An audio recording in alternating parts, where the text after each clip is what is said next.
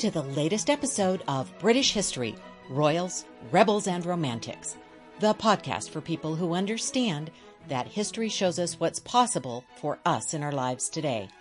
I'm Carol Ann Lloyd, your host and tour guide as we travel back in time. We're shaking up history to look at the stories that don't always make the history books, to consider famous and infamous characters in new and interesting ways, and to look for all the things that we share, even when we're living in different times and places. I hope you enjoy this journey through the royals, rebels, and romantics of Britain. Now, let's explore history together.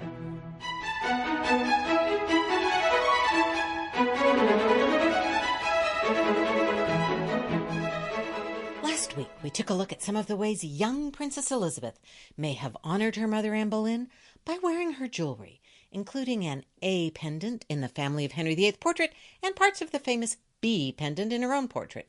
We also looked at the ways Elizabeth might have been influenced by her mother's example, using the elements of courtly love to navigate the male-centric court of England. Today, we're once again in the world of Queen Elizabeth I. I'm recording this right after September 7th, her birthday.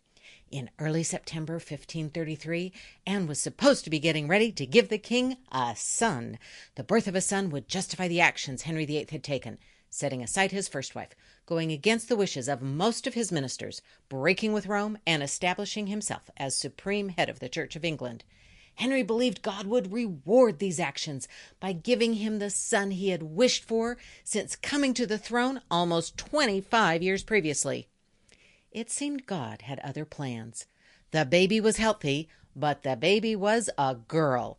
This didn't end Henry's marriage to Anne Boleyn, but it changed things. He had counted on her giving him a son to prove him right. And yes, I think it was that much about him. That baby, the girl, the king was pleased she was healthy and boasted about how quickly she'd have a brother to join her. But for Henry, it was a blow.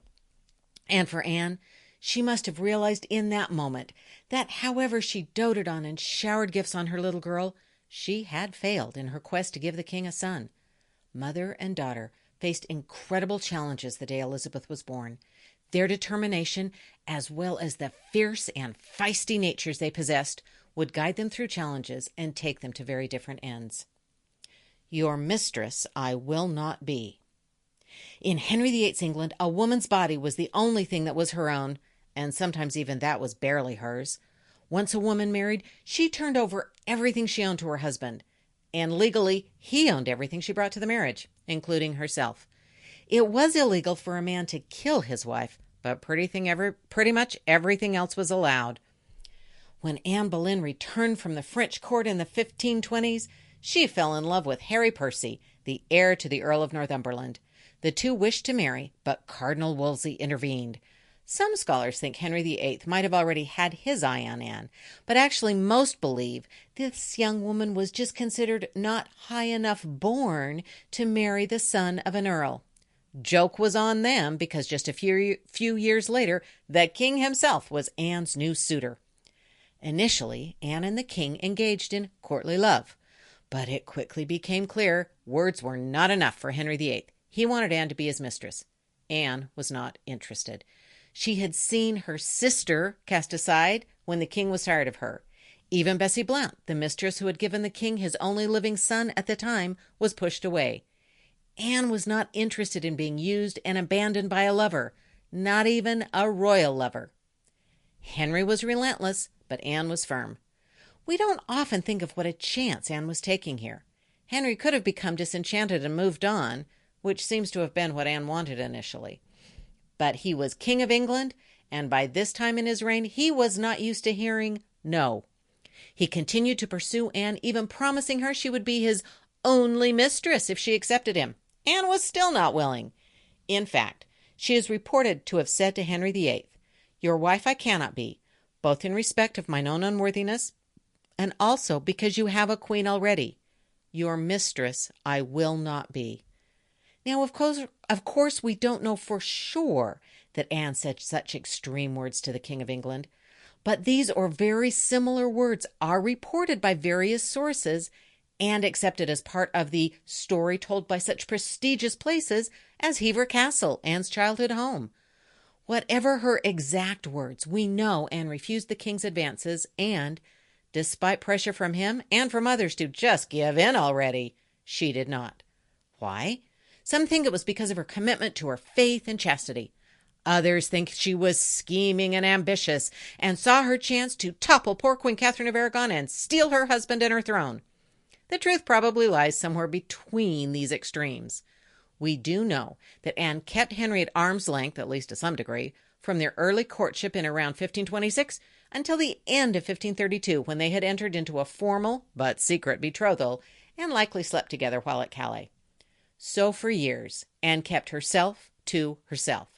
At some point during that time, the king decided to marry her. Anne is often accused of seducing the king, breaking up a happy family, taking him away from the queen and their daughter. It is certainly true that Anne said terrible things about Catherine and Princess Mary, and that she treated Henry's daughter badly. But she didn't make Henry pursue her. In fact, if we look at this from a practical perspective, Anne was an employee of the court as a member of Catherine of Aragon's household. Henry was in charge of the court. He had all the power. Except the power Anne kept over herself. Fierce and feisty, she managed to keep the king interested and eager for years. He decided that with his current wife past childbearing years and the need for a son paramount in his reign, he would find a new wife. And, as was his pattern throughout his reign, he would choose the wife he wanted. He wanted Anne Boleyn. Once they were married, and especially once Elizabeth was born, Anne's power diminished. He now controlled her world. Their relationship was volatile, and throughout 1534 and 1535, they are frequently in each other's company, and so often described as being, quote, married together, that we know the king didn't turn away from her immediately after their daughter was born. But I think her reckless behavior in the final months of her life was her attempt to regain some of the power she had lost. She knew Henry VIII and his court, and she knew what was acceptable and what was not. Her words to Henry Norris, suggesting the king's death, were not acceptable. I think they're the emotional attempt of a woman struggling to regain power and a sense of control over her life. Tragically, these words led to the loss of her life instead. I will have but one mistress here, and no master. When Elizabeth took the throne of England, her body was no longer solely her own. Baked into the fabric of medieval monarchy was the notion of the king's two bodies, the body natural and the body politic. The natural body was believed to be subject to illness, disability, and death. The body politic, however, was designed for the governance of the people and therefore was not subject to the ailments that could affect the natural body. The notion goes into great and complicated details, but the essence is that when the king's natural body dies, the heir immediately inherits the royal body politic, the rights, responsibilities, and capabilities of ruling. This theory had not always been an easy one to accept, and certainly the Wars of the Roses seemed to invalidate the idea that the two bodies were absolutely joined. 5 times between 1461 and 1485, the throne of England changed hands by force or seizure, rather than the death of the monarch and natural inheritance. Elizabeth made creative use of the notion of two bodies, a body personal, natural, and in her case feminine, and a body powerful, governing, and unlimited in the body politic.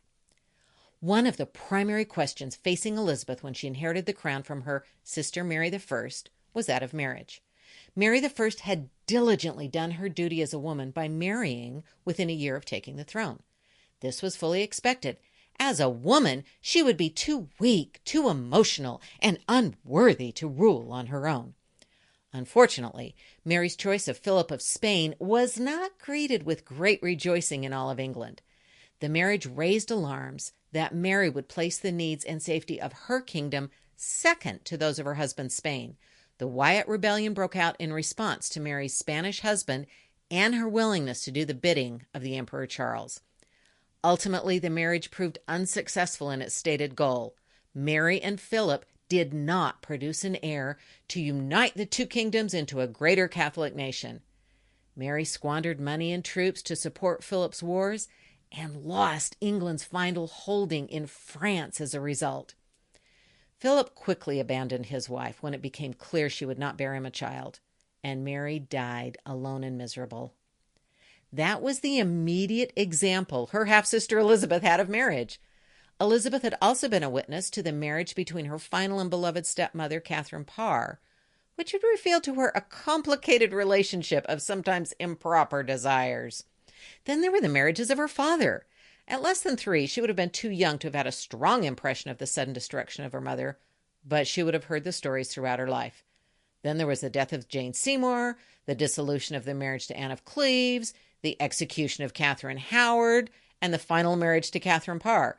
We don't know if Elizabeth knew just how close Henry's final wife came to a perilous fall.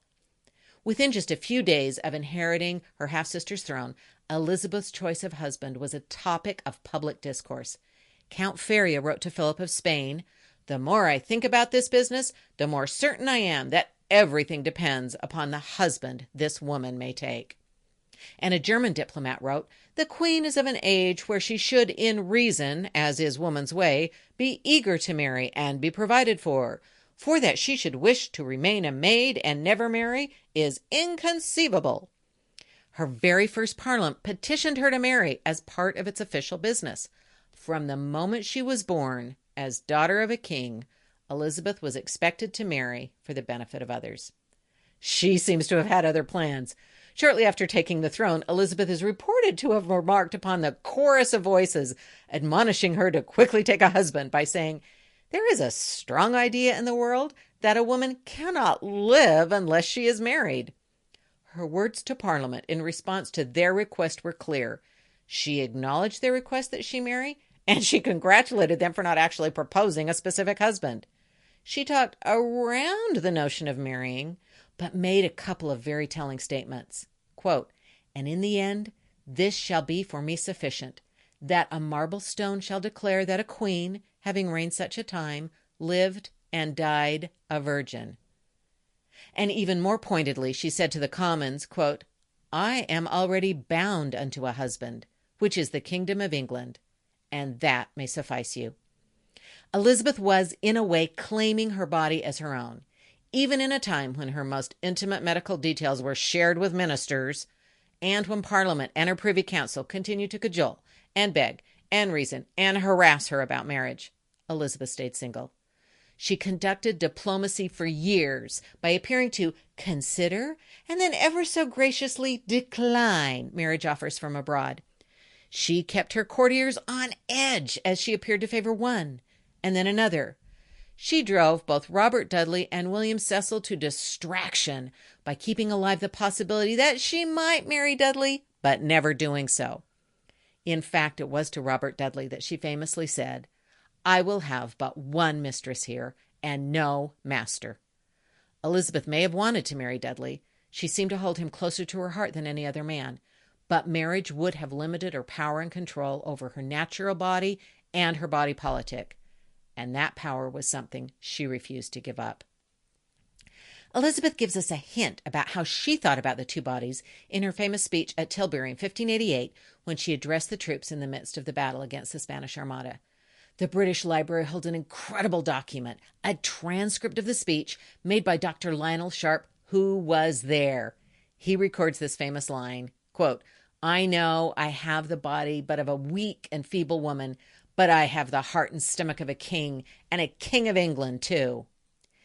It might annoy those of us who are women to be referred to as weak and feeble, but I think Elizabeth is playing to the assumptions of her time. She claims her female personal body, and she claims her royal, kingly, political body. She claims them both and plays both roles. No husband required.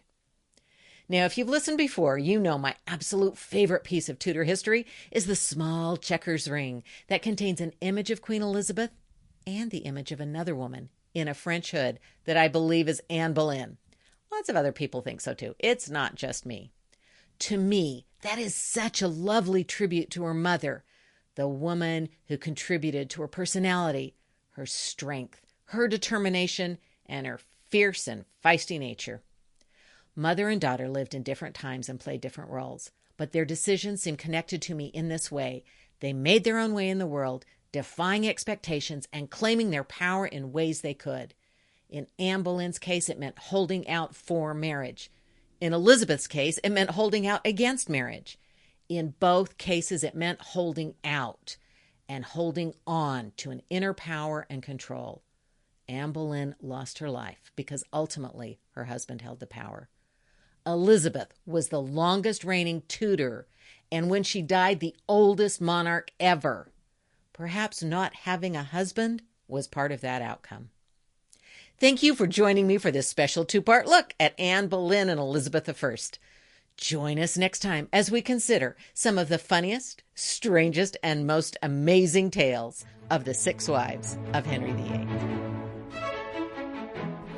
Thank you for listening. If you enjoyed today's podcast, please share with a friend. Do send any questions or comments. I'd love to hear from you where we should explore next. And please subscribe and leave a review. I'd really appreciate it. I'm so glad we could explore history together. Till next time.